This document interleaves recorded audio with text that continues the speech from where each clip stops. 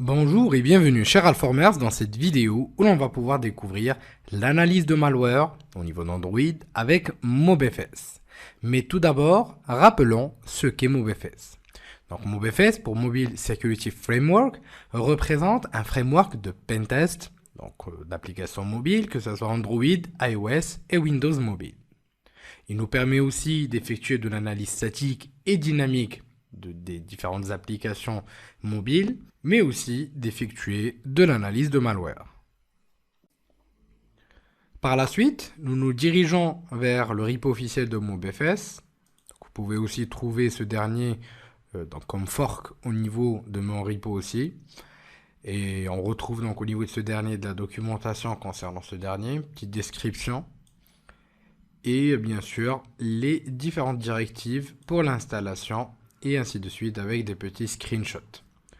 Donc je reviens un petit peu plus en haut et on va lancer l'installation ensemble.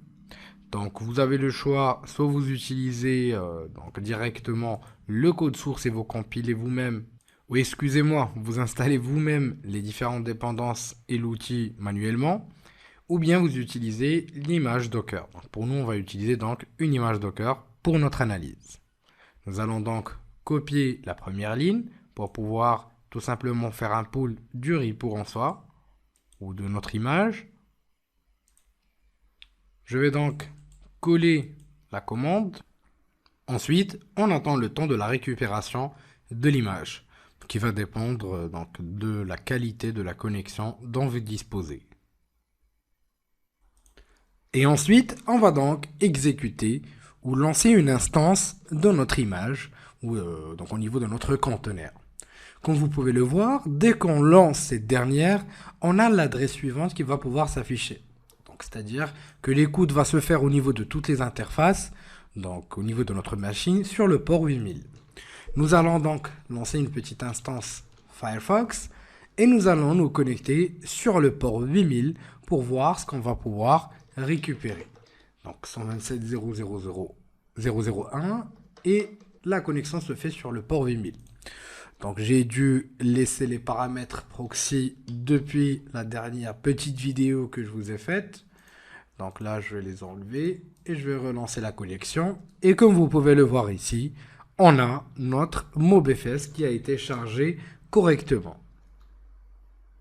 Maintenant, tout ce qu'il nous reste à faire, c'est de pouvoir aller chercher les différentes applications analysées, c'est-à-dire les APK. Dans notre cas, nous allons utiliser le dossier ou le fichier malware que vous allez trouver au niveau des ressources qui contient 3 applications, donc 3 APK à analyser. Nous en analyserons ensemble une seule et je vous invite à continuer à l'analyse tout seul, donc de manière autonome. Et n'hésitez pas à revenir sur moi si vous avez des questions complémentaires. On commencera donc par analyser la première application que je vous ai fournie, donc le Google APK ou le Google Play.apk, à savoir que toutes les applications que vous allez analyser sont des vrais malwares, c'est-à-dire des vraies applications malveillantes. La première chose qui nous frappe à l'œil, tout d'abord, c'est l'icône qui est détectée. Donc c'est une icône qui est cachée, comme vous pouvez le voir ici, Hidden Icon. Donc ceci généralement est une action qui est souvent exploitée ou une approche qui est souvent exploitée par les malwares pour pouvoir se cacher dès que l'application est installée. Donc par exemple ici, rien qu'avec le nom et avec l'icône cachée, on peut considérer que les hackers vont utiliser donc tout simplement cette application en tant que mise à jour ou fausse mise à jour pour Google Play. Donc, mais on verra à la fin si nos soupçons sont réels ou pas. Par la suite, vous avez un petit score général par rapport au CVSS ou le score relatif aux vulnérabilités, donc généralement calculé par rapport aux différentes vulnérabilités qui sont trouvées, mais aussi à la base donc des CWE, c'est-à-dire des erreurs au niveau du développement, donc au niveau du code. Ensuite, on a un score de sécurité, c'est-à-dire quel est le niveau de sécurité de cette application, plus ça tend vers 100, plus cette application est dangereuse. Côté tracker, nous n'avons pas trouvé de détection. Par la suite, on a des informations sur le fichier, le nom, la taille et les différents hashes. Nous pouvons donc par exemple utiliser ces différents hashes On peut donc se diriger vers Virus Total et effectuer une recherche à la base de ce dernier. Donc moi-même, j'ai déjà effectué l'analyse, d'autres personnes aussi, donc les 2 jours, donc ça par contre, c'est pas moi. Et regardez, donc rien qu'avec le hash, on peut récupérer beaucoup d'éléments intéressants. Donc les signatures, c'est ce qui est le plus important. Donc rien qu'avec le hash, on peut voir que ceci est déjà relatif à un banker, donc un trojan banker. Donc on en verra ou on essaiera d'avoir plus d'informations au niveau de notre analyse. Vous pouvez aussi récupérer plus de détails donc sur l'APK qui est en train d'être analysé, les différents noms qui ont été utilisés, comme vous pouvez le voir par rapport à cette application lors des différentes analyses, ainsi que des informations globales sur l'application. Donc on aura à peu près les mêmes informations avec bien sûr plus de détails. On a aussi la possibilité de voir les différentes relations entre les différents entre l'APK et les différents autres malwares, ou bien avec les domaines qui sont enregistrés et les IP qui communiquent avec l'application. Dans notre cas, il n'y a pas vraiment quelque chose qui frappe à l'œil, mais bon, on reviendra ici par la suite. Donc le comportement, behavior, donc voilà, les résolutions DNS qui sont faites, le trafic IP par quoi il passe et les actions sur le système. Donc on reviendra vers ces différents éléments par la suite. Et bien sûr, nous avons différents commentaires donc par rapport à l'application et notamment, donc parfois, donc par exemple ici, donc comme vous pouvez le voir, une petite analyse qui a déjà été effectuée par rapport, donc ou par l'équipe DZ par rapport à ce malware, comme vous pouvez le voir ici. Donc on en discutera par la suite. Donc on reviendra sur cette partie-là. On va d'abord avancer sans pour autant connaître ce qu'il fait à l'avance. Par la suite, on remarque des informations sur l'application, telles que le nom, donc comme ici Google Play Services, et le nom du package. Donc rien que ça, donc cela va tout simplement nous orienter vers le fait qu'on est devant un malware et non une application légitime. Le nom de l'activité par ici, le SDK visé, donc le minimum, ça reste, le targeted c'est le 22, le minimum c'est le 16, le max, il n'y en a pas. Quoique, à part le nom du package, les autres éléments sont assez bien faits, donc même par rapport à la version et la version du code. Donc en descendant un petit peu plus en bas, on peut choisir de rescanner ou de lancer une analyse dynamique. Donc, au niveau de cette partie-là, nous ne verrons que la partie donc, statique. Par la suite, vous pouvez bien sûr voir le code en Java qui a été récupéré. Donc là, on a les différentes classes et compagnie. Donc vous pouvez cliquer sur, bien sûr, les différentes classes Java et vous avez les différentes informations qui ont été décortiquées. Donc comme vous pouvez le voir ici, on a vraiment la plupart du code qui a été récupéré. Mais vous pouvez aussi tomber dans des cas où on a des offuscations de code. Donc je vais revenir vers mon analyse. Donc bien sûr, vous pouvez tout télécharger, incluant l'Android manifeste que vous pouvez voir ici. Donc nous n'analyserons pas ce dernier de manière statique puisque on a une analyse qui a été effectuée préalablement par MoBFS. Ensuite, on a le certificat de sécurité. Et rien qu'avec le certificat de sécurité, on peut comprendre beaucoup de choses. Donc généralement, si on a des certificats qui sont signés par des autorités connues, donc là, il n'y a pas de souci. Donc généralement, c'est pas toujours le cas par rapport au malware. Donc généralement, on trouve des certificats de débogage, donc qui sont généralement jamais utilisés en prod. Regardez les dates, donc de 2017 jusqu'à 2024, donc une validité quand même d'une 30aine d'années, enfin à peu près, ce qui est quand même assez gros. Regardez ici aussi les noms, les différents CN, le O, les C, donc Android Debug, Android US. Donc là, encore une fois, c'est une autorité, c'est même pas une autorité de certification, c'est carrément donc le certificat qui est utilisé lors donc, du debug ou lors du développement et du test de l'application. Donc regardez, même ici, on a l'outil qui nous dit voilà, ce certificat n'est pas bon. Par la suite, on va descendre un petit peu plus en bas. On a les différentes permissions Android. Donc il y a les permissions normales, il y a les signatures, et on a les permissions dangereuses. Donc on remarque ici qu'il y a quand même beaucoup de permissions dangereuses, telles que la lecture des contacts, la réception des SMS, la lecture des SMS, l'envoi des SMS, l'accès à Internet, la modification des paramètres, et même voir la manipulation du réseau, c'est-à-dire les connexions Internet, etc., etc., et la communication avec l'extérieur. tout ça, ou même, pardon, excusez-moi, la lecture, la modification et la suppression de données sur la carte SD. Donc rien que ces permissions restent quand même assez dangereuses par rapport à n'importe quel type d'application. Puis un peu plus en bas, ici, on n'a pas trouvé de librairies qui sont récupérées. Ensuite, ou qui sont utilisées, pardon. Donc ensuite, on retrouve les API Android, donc avec les codes, bien sûr, spécifiques à ces API qui sont appelés, donc comme la réflexion, le décodage en base 64. Donc là, on a vraiment tous les éléments qui sont spécifiés ici. Les opérations sur les fichiers. Donc il suffit de cliquer pour pouvoir découvrir ces différents éléments au niveau des codes, comme vous pouvez le voir ici. Là, on a vraiment tous les codes qui sont donc qui ont été décortiqués ou qui ont été désassemblés, ou le code qui a été désassemblé avec succès. C'est pas toujours le cas, mais là on peut vraiment lire tout le code, enfin quasiment, pas vraiment tout le code, mais voilà, c'est assez compréhensible pour comprendre ce que fait donc l'application. Nous n'allons pas nous attarder dessus, on va se focaliser sur le résultat. Donc on a aussi les classes spécifiques à l'envoi d'SMS, connexion en HTTP aussi. Donc vous pouvez tomber aussi sur la partie connexion HTTP sur les différents serveurs CNC. Donc là, pas forcément du premier coup, mais généralement vous allez tomber sur vos résultats. Donc là, on a déjà les différentes pages avec lesquelles il va communiquer. Donc là, il nous suffit donc tout simplement de récupérer l'adresse de notre CNC. Ensuite, on a les différentes activités qui sont exploitables. Donc là, on a des schémas d'SMS qui est assez quand même bizarre. Des informations sur le manifeste, c'est-à-dire quel est le problème qui a été trouvé et sa sévérité. Donc notamment l'utilisation de broadcast receiver sans sécurité, ce qui représente un énorme risque. Donc je ne m'attarde pas sur les détails orientés propres à Android, puisqu'on est dans un contexte forensique et que c'est donc une compétence préalable à avoir avant de suivre la formation. Donc ensuite, on a les activités qui ne sont pas protégées aussi. Donc comme on a dit, MobFS nous permet aussi de récupérer les vulnérabilités sur les APK, pas forcément juste l'analyse.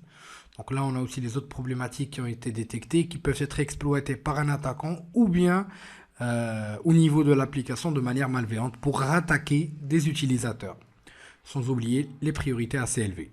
D'un autre côté, au niveau de l'analyse de code, on retrouve les vulnérabilités. Donc, comme par exemple l'utilisation de hash non sécurisées, donc ici l'MD5, ou encore la lecture et l'écriture sur une carte SD, ce qui est assez dangereux. Donc bien sûr, vous avez aussi la relation ou le code CWE, donc le Common Weakness Exposure, donc les erreurs de développement ou les erreurs qui ont été perpétrées par des développeurs qui sont spécifiés ici.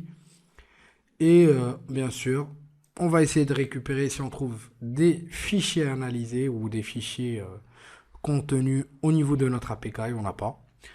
Et surprise, on retrouve qu'on a donc un code anti-désassemblage et un compilateur donc, qui est d'Exlib, mais généralement le code anti-désassemblage qui nous permet donc de pouvoir, ou qui permet à l'attaquant de pouvoir protéger donc, son application du désassemblage. Mais on peut quand même récupérer, comme vous pouvez le voir ici, des données quand même, enfin du code qui est assez exploitable, donc ce qui est pas mal du tout.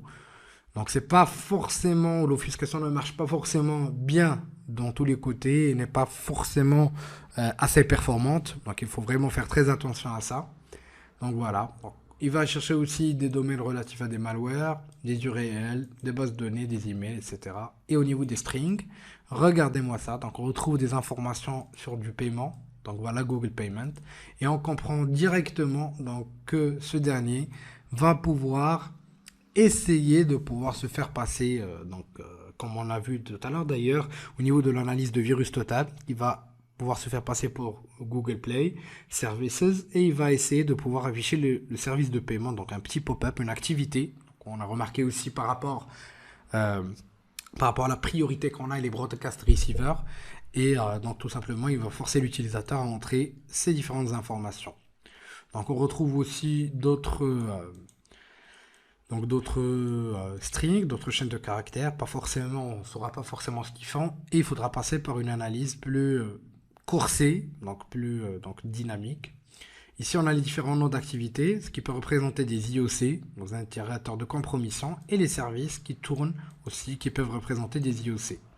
Les broadcast receivers qu'on retrouve ici, les librairies, on n'a pas, content provider, où il n'a pas réussi à le trouver. On a les fichiers qui ont été récupérés depuis notre application. Parmi eux, on retrouve le certificat qu'on a pu exploiter tout à l'heure. Bien sûr, tout n'est pas aussi facile à analyser. Vous pouvez tomber sur des cas où il faudra effectuer une analyse complémentaire manuelle. Et donc, bien sûr, je vous invite à continuer l'analyse sur les autres applications que je vous ai mis au niveau des ressources. Donc ici, pareil. Donc, regardez le nom de l'application, Adobe Flash Player, le package, rien que le nom, je pense que c'est bon. Donc, on a la version aussi qui ne concorde pas. Donc, si on cherche, pareil que si on cherche l'MD5, donc on va forcément trouver un truc sympa à analyser. Voilà, comme vous pouvez le voir, pareil. Donc, c'est un dropper, c'est un bunker aussi. Donc, ce qui me choque toujours, c'est même pas les applications qui détectent ou les antivirus ou anti-malware qui détectent donc le côté malveillant de l'APK, mais ceux qui ne le détectent pas. Donc, ici, on a un score de 100, donc c'est quand même pas mal. Et là, en fait, rapidement, regardez juste un petit piège ici, quand on a le certificat qui est spécifié comme good. Mais regardez l'issuer, donc ou l'autorité de certification, ou les différentes informations sur donc l'issuer de certificat. Donc rien qu'en le lisant, on comprend que c'est vraiment du n'importe quoi. Et ça nous indique tout simplement que c'est assez malveillant. Donc rien qu'en avançant aussi au niveau des permissions, on voit des permissions qui n'ont rien à voir ici, des permissions à gauche et à droite qui veulent rien dire. Les librairies, on n'a pas. Donc on a l'API de Java Reflection qui est spécifié. Toujours, il suffit de cliquer pour pouvoir récupérer le code, donc qui est ici. Donc bien sûr, pas tous les codes sont lisibles rapidement, mais quand même c'est assez sympa. Donc ici, pareil, on a des activités donc, qui vont se baser sur des schémas SMS, MMS et compagnie. Donc ce qui est assez bizarre aussi. Des informations sur le manifeste. Donc on retrouve à peu près la même structure que le premier bunker qu'on a trouvé, ou la première application de vote d'informations bancaires. Donc c'est à peu près la même structure. Donc aussi, il va utiliser DX donc, au niveau de la compilation. Et on a donc un domaine donc, qui est ici donc, un domaine russe. Donc même s'il est good, attention, il faut vérifier s'il fait partie quand même des domaines qui ont été spécifiés comme des domaines utilisés ou des CNC utilisés par des malwares. On se dirige donc vers TreatMiner et on effectue notre recherche. Et au niveau de notre domaine, donc on retrouve bien que c'est un domaine russe et qu'on n'a pas vraiment d'informations intéressantes par rapport à ce dernier. Donc on ne peut pas vraiment dire que c'est le CNC ou autre, mais ça paraît assez bizarre. Je reviens vers l'analyse. Donc là, l'URL encore une fois. Et dès qu'on arrive sur les strings, on a une visibilité plus intéressante. Donc comme vous pouvez le voir, pareillement, on a le paiement qui va être demandé. Et donc on est toujours devant un petit bunker. Et en plus, celui-là va gérer, donc c'est mal offusqué par rapport au premier. Et comme vous pouvez le voir ici, on a différents langages qui sont supportés, différentes langues. Donc on suppose que les pays visés sont plusieurs. Donc l'Espagne, notamment, enfin les pays qui parlent espagnol, arabe, français, anglais et russe. Donc, ce qui est quand même assez osé. Et si on va vers Virus Total, vers les petits détails, enfin petits détails, surtout la partie communautaire. Donc là, on n'a pas d'informations. Donc là, on a l'URL qui n'a pas été spécifié malheureusement comme URL malveillant. Et donc, ce qui est bien aussi avec Virus Total, c'est qu'on peut récupérer donc l'activité globale, donc l'activité sur le comportement de ce dernier, comme vous pouvez le voir. Donc, une activité ou une analyse dynamique, si vous préférez, pas complète, mais quand même. Donc là, on a les SMS qui sont envoyés, donc le numéro qui est utilisé notamment, les fichiers qui ont été ouverts, supprimés, copier, dropper, donc récupérer, les commandes shell exécutées, donc tout qui permet de passer en mode route, les services ouverts, donc ce qui est nos IOC entre parenthèses, les activités démarrées, mais aussi les modules chargés et ainsi de suite. Donc au niveau des modules, on peut vraiment trouver des éléments assez intéressants. Voilà. Et on peut voir la relation entre les différents autres malwares qui ont déjà été détectés, mais aussi avec les différents domaines concernés. Donc là, les domaines qui ont été contactés, on peut les visualiser ici. Donc les URL pareillement et les fichiers qui sont contenus. Donc bien sûr, il n'existe pas que VirusTotal pour faire ça. Il existe donc aussi d'autres outils tels que JoSandbox, donc un outil qui nous permet d'effectuer une analyse statique mais aussi dynamique des APK. Donc il suffit de l'uploader, de créer un compte surtout. Et là, en fait, tout simplement, vous avez une analyse plus approfondie du comportement de l'APK. Donc là, vous avez un petit graphe en plus qui est super sympa à utiliser. Donc là, comme vous pouvez le voir, ça tend plus à être un spyware, un invader pour pas se faire détecter. Et il fait un petit peu de banking avec, en quelque sorte, donc une partie trojan. Donc généralement, la plupart, c'est des trojans. Vous avez aussi la signature ou les signatures des actions donc de l'application. Et on a une analyse complète, ce qui va le demander. Donc, par exemple, ici, le localisation, il va pouvoir lister, détecter donc, supprimer des fichiers dans le même contexte. Il va pouvoir communiquer avec les services Google, mais aussi il va pouvoir utiliser des exploits pour pouvoir donc tout simplement les outils ou pouvoir échapper aux outils des DEXA. Donc on a aussi une analyse des différentes permissions.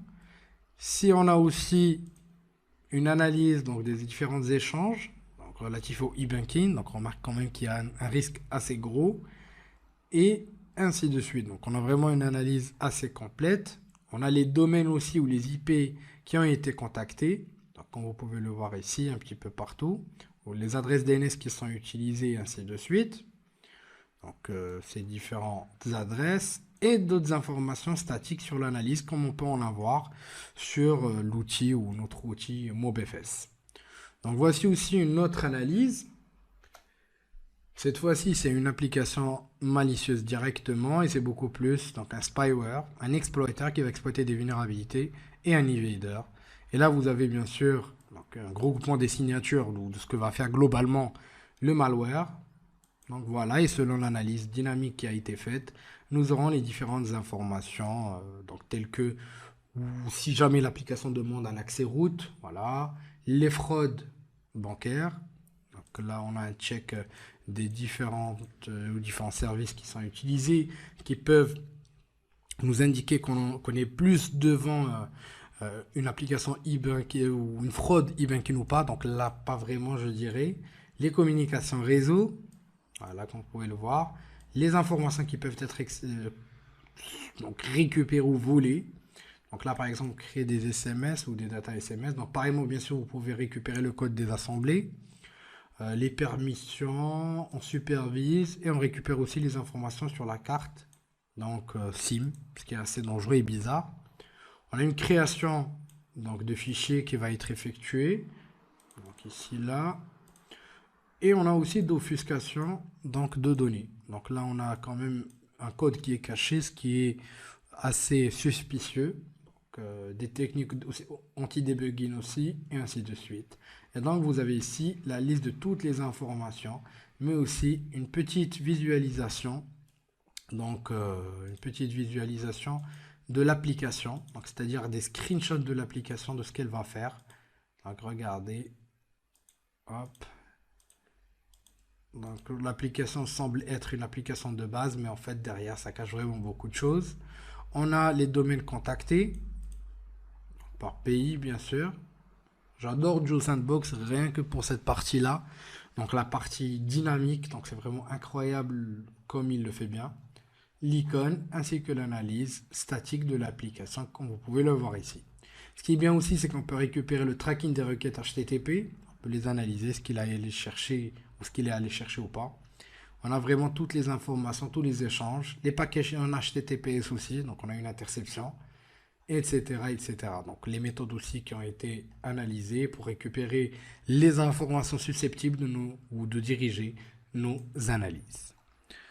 Sur ce, je vous dis merci de votre confiance, chers Alformers, et à la prochaine vidéo sur Alpha.